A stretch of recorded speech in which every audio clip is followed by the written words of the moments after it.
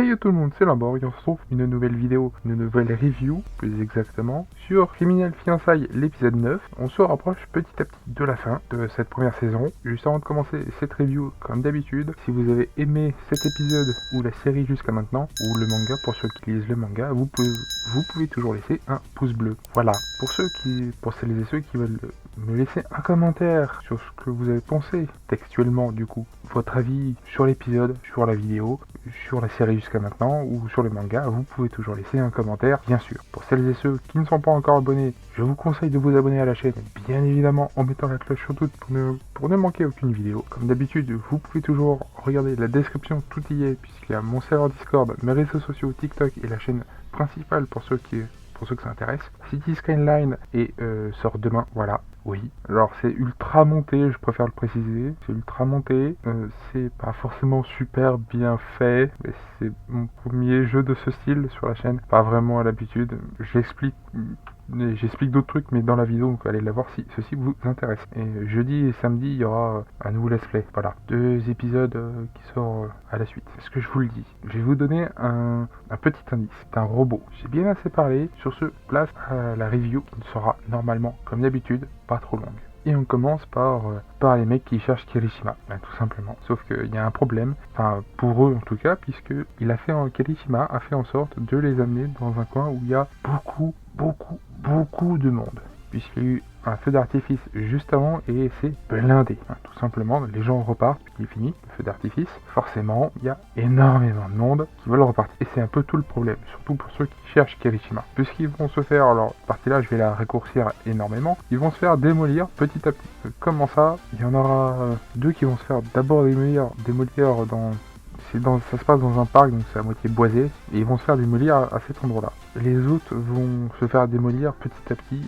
Kirishima va couper le courant pour plus qu'il y ait de lumière, et ils vont se faire démolir petit à petit, à chaque fois, tout au long du parc, là où il y a énormément de gens, là où il y a le plus de gens d'ailleurs. Mais étant donné qu'il n'y a plus de lumière, la visibilité est beaucoup plus nulle. Enfin, pas nulle, mais beaucoup plus faible que s'il y avait de la lumière, forcément, ça paraît logique. En attendant, Yoshino est censé ne pas se faire remarquer. Alerte spoiler, ça sera pas du tout le cas. Même si l'autre abruti fini va penser que c'est Kirishima, mais on le connaît, on commence à le connaître, Kirishima, il se serait pas planqué derrière des arbustes.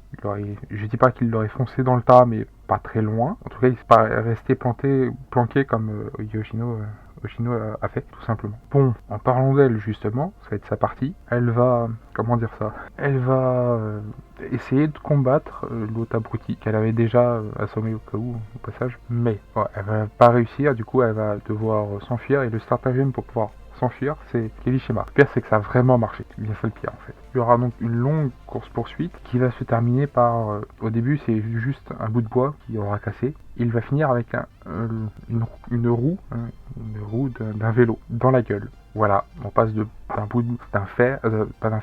on passe d'un sèche-cheveux à un bout de bois à un vélo. Voilà, et ensuite un taser pour le terminer. Et donc Yoshino finira par s'en sortir, même si elle aura déchiré sa jupe pour pouvoir courir plus facilement. D'ailleurs, chose qu'elle se plaindra puisque cette jupe lui aura coûté une blinde. Enfin bref. Autre combat, il y a beaucoup de combats dans cet épisode, je l'avais prévenu avec la dernière au cas où. Autre combat, donc c'est contre Kirishima et Azami, je crois, le gars masqué. Pour le coup, c'est littéral. Il a un masque. Juste, voilà. Il cache aussi, du coup, puisqu'on l'a vu sans masque, et il cache une énorme cicatrice. Et il s'appelle Azami quelque chose. J'ai oublié son nom. J'ai essayé de le retenir, mais non, ça n'a pas voulu. Et les deux vont se combattre. Et lui n'est pas là pour Kirishima. Lui, il s'en fout de Kirishima, en fait. Lui, il est là pour Yoshino. Pourquoi il est là pour Yoshino et pas pour Kirishima, je sais pas. Cette partie-là me dit rien du tout, donc je suis à peu près sûr que je l'ai pas lu. Je découvre. Là, c'est une découverte qu'on verra bien dans les prochains épisodes, j'imagine. Et dernier combat qui va se finir un peu pareil sur un mode pétard mouillé, c'est Shoma, je crois, et le frisé. Voilà, c'est pareil, leur combat va continuer dans cet épisode, sur la fin de l'épisode, mais ça finit par pétard mouillé. Comment dire ça? Le frisé aura un message, quelqu'un va lui envoyer un message pour lui dire de partir, tout simplement. Et du coup, il arrête le combat. Stop, attends, t'es mort. Mais d'où tu fais ça pendant un combat, mec? Vraiment? Après tout, pourquoi pas, hein, mais c'est le premier que je vois faire ça, réellement, admettons.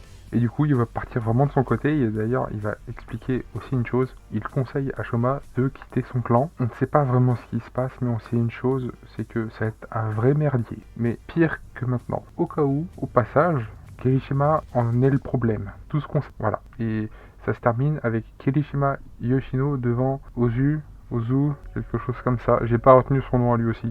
Le mec qui a bu un verre avec Yoshino sans savoir que c'était elle. Pour ceux qui savent, pour ceux qui voient, vous savez. Et les deux font un grand sourire devant Yuzu qui est allongé par terre. Tel ce qu'il est, une merde. Ouais, vos mamans s'en foutent, lui, de toute façon. Voilà, voilà comment l'épisode s'est passé. Globalement, j'ai résumé ça comme je pouvais, et surtout, encore une fois, dire scène par scène, on y passerait des heures, ça servirait à rien. Donc si j'ai loupé des trucs, je m'en excuse. Et vous pouvez toujours le signifier en commentaire si vous pensez que c'est important.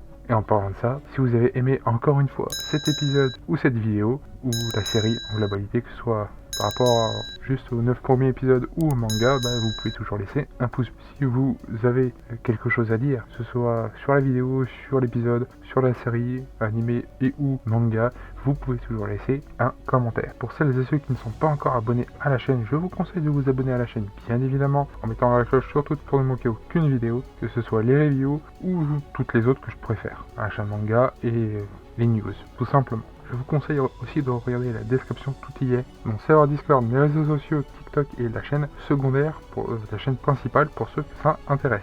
N'oubliez pas qu'en fin de semaine, il y a un petit robot qui sort en let's play. City Skyline sort demain, il ne sera pas un let's play, c'est juste une vidéo que vous aurez de temps en temps. Voilà, une dans le mois, peut-être plus, peut-être moins, tout dépend si moi j'avancerai de mon côté. Vous aurez l'avancée plus qu'autre chose. Il y a un risque d'ailleurs ça change par rapport à la vidéo que vous verrez demain. Oui, j'ai réfléchi pendant le montage et oui, il y a de grandes chances que ça change beaucoup. Enfin bref, j'y reviendrai sur la vidéo en question plus tard. Sur ce, c'était Limborg, à une prochaine vidéo. A plus tout le monde, bye bye.